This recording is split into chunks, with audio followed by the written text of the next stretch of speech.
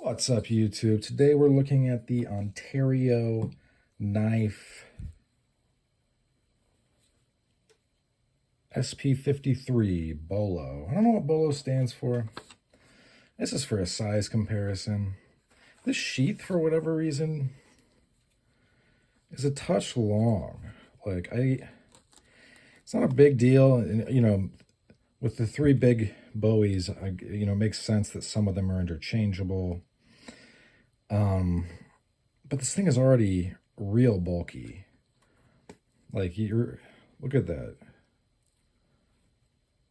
It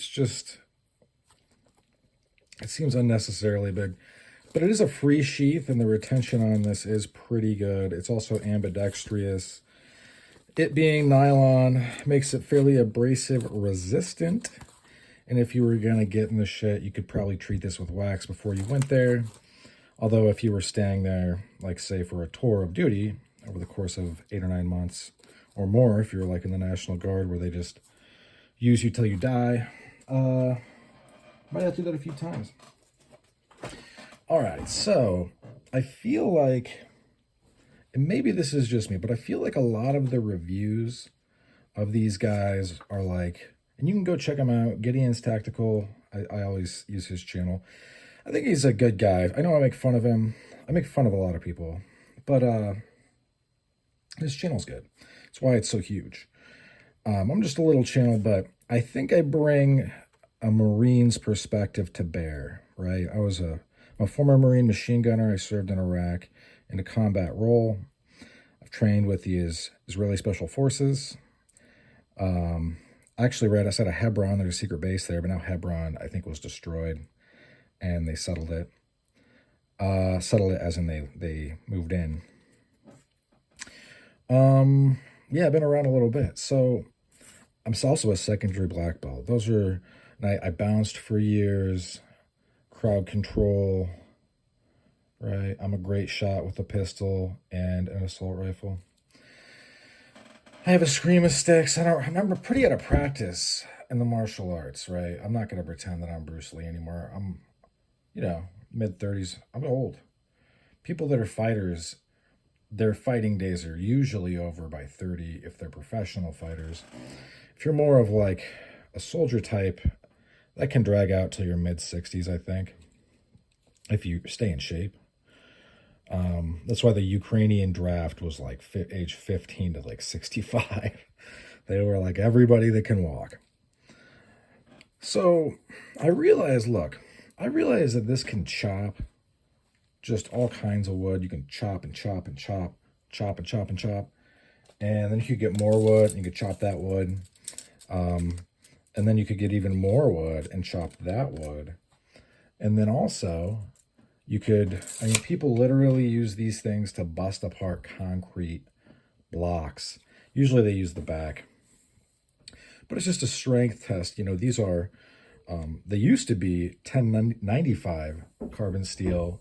Now they are 1075 carbon steel, which makes them much less likely to chip and also less likely to shatter underneath duress, like torque or high impact. But so I like 1075 a lot. I even made this, I've had this on the channel a couple times, but I made this thing for quick reference of what are the tough steels. Are the tough steels M390, right? I mean, they have the max edge holding ability, right? These are maximums, meaning people that know what they're doing with heat treats, right? So CPM 20CV and M390 are very brittle, but have great edge retention. You get up to 01. That's pretty ubiquitous. Magna Cut is stainless. And then we leave the stainless world, although I think this might be stainless. I'm not sure. I'd have to look it up. Look, this is a lot of steels. But 8670 is maximum. 1075 is 3/4 of the way there. These aren't going to break. These are tools that will last you they'll probably more than likely outlast you, kind of like an AK-47. Sometimes when I say that to people, they take it like as this macabre, like someday you will die. You know what? Guess what? Someday you are going to die. That's That's literally where we're all headed. I don't know, like some people, they are just delusional. They're like drunks, or I don't know, because I drink a lot and I'm not some fucking crybaby. The bottom line is this is made for chopping people. And this is also made for skewering people, right? Couldn't you use this to chop a bunch of wood? Yeah, you could probably use it to chop a bunch of wood. This is where blades like this, you're going to love that you have this if you ever get it. And also their sharpening system with rods, because this is going to eat up a stone. And if you use one of those goofy things that has the engine and like you attach the bits of those belts, this is also going to get torn to pieces. Being able to, I don't know what to say. I feel like some people act like certain sharpening systems are the end all be all, and that's just not the case. The bottom line though is like, I read this was described by Ontario as kind of a cutlass, and I totally see it. This thing is awesome. I'm honestly super impressed with all of the Bowie knives, the SP10, the SP53, and I think the other one, the thinner one. Also very impressed with that. Compared, they're interesting as a trio.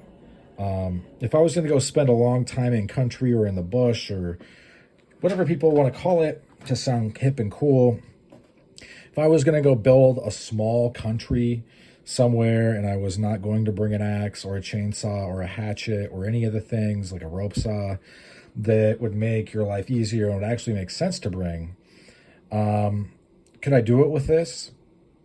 I don't know. Probably not, right? Probably not. This is made, you could, for a day or two, you could probably chop all day. I mean, are you going to wear it out? I just don't think that, like, for massive construct, if we're actually being real, could you build a house with this? Maybe if you had to, maybe.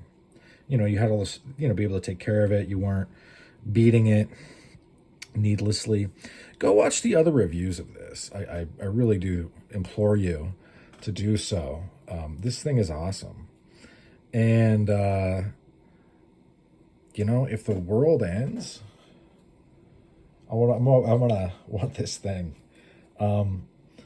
Granted, I do have other options as far as ridiculously big knives. I obviously have the other two that go along with this one as a trio. At least in my mind, they go along, with each other. This is a Buck 124 in high carbon steel. High carbon. What is the technical vernacular? HC. I don't know. It's the one that is stainless. This is 119 in 3B. You'll notice I have a very tough wax. That is bowling alley wax. This stuff dries super hard. Lets you know it's there. Also, I'm kind of afraid to really lean into it to buff it out because, these are super sharp instruments. So I do have, similar knives that are giant and, like here, I'll keep this out even. We're going to continue with Buck because I like Buck a lot. I know some people don't like Buck, but they're wrong, and they're also crybabies. So there you go. Then we have, the 120, see? So we got the 124, we got the 120, and S35 VN. Let's pull out this thing. Where is S35 VN? Let me get my pointer. Let me use things that are appropriate tools. So S35 VN. Maximum edge holding, good. No, not so great with the toughness. This is going to be a lot tougher than that. It's also going to be a lot easier to sharpen. This is going to be super tough. I've heard this is kind of a bear to sharpen. However, everybody that's like, I can't sharpen it. I think that what is happening is that these things really require a finesse that speaks of a great deal of time at a whetstone or whatever, sharpening stone. And it's easy, because this is not me dogging on anybody, but I've seen, how do you sharpen 3V? You get a 12 pack, and by the end of it, hopefully it's sharp. That's also like a great way to if you're not consistently hitting it, and that's going to take a lot of muscle memory, probably should be sober for that, but hey, I'm not here to judge people. I'm just saying that as a couple times I was working on my motorcycle, high as a kite. Weed was legal in the area. And I left like a clutch plate out, and it just didn't really work as well. It was like a big moped, but then I fixed it the next day. That's how I learned how to wrench, by being an idiot. But in any event, also, we're going to go ahead and pull out the Ontario Marine fighting knife because I'm a former Marine. I'm going to wait to get the Marine Raider buoy out. Then we're going to lay them all out, and they're all going to be laid out together. But you can see, this is a 7-inch, and it is dwarfed totally and completely. This is a very serious instrument. I think to just leave it at, it eats through wood. This is like, oh my God, it's like, I'm just chopping up all the wood. I'm Woody Woodpecker. I think it belays. That's, a naval term for stops or ceases. We're back to how I, served in the military. In the role of a killer, this thing here, if a bear got on your friend, you could end this. You could end that bear with this, especially if you got a free shot, it's over. I don't care what kind of bear it is. This is just so incredibly badass. And, obviously, it's weighted more up here, so it's more of a chopper. I'm going to spend some time more with this, with the others, just taking measurements. I'm going to get out my calipers because I think that's kind of what is lacked when people search these knives, these enormous and very gorgeous fixed blades, is that it's like, I get that you can break cinder blocks. I get that if you, Joe X, I believe the channel is, I'll put it in the description. If I remember, I'll tag it right here, right now. At 13, they stab it into cars and it's just crazy. These things are insane. And especially now that they're not 1095, they're 1075. And I get everybody wants to use 1095 because that's the zeitgeist. That's the thing in everyone's mind, and it's virulent, and it spreads, and you want everything to be 1095. 1095 is great for kitchen knives because you're not supposed to use them like cleavers, right? Or as big butcher knives. If you want to go see the Ontario butcher knives, I'll put a little card here. Maybe I won't. Maybe I won't put a card. Because there's already been a card at 13, and the cards last a long time, and they're hard to sync up. You know what? No card. You just go look, right? Go look at the Ontario Old Hickory, and you're going to see what I'm talking about. So this thing is very thick, right? We're talking about... I'm not going to bust out my calipers because this is getting long. It's very thick. So what all she wrote for this one. Thanks for sticking with me to the end. Hope you folks have a great rest of your day. Bye now.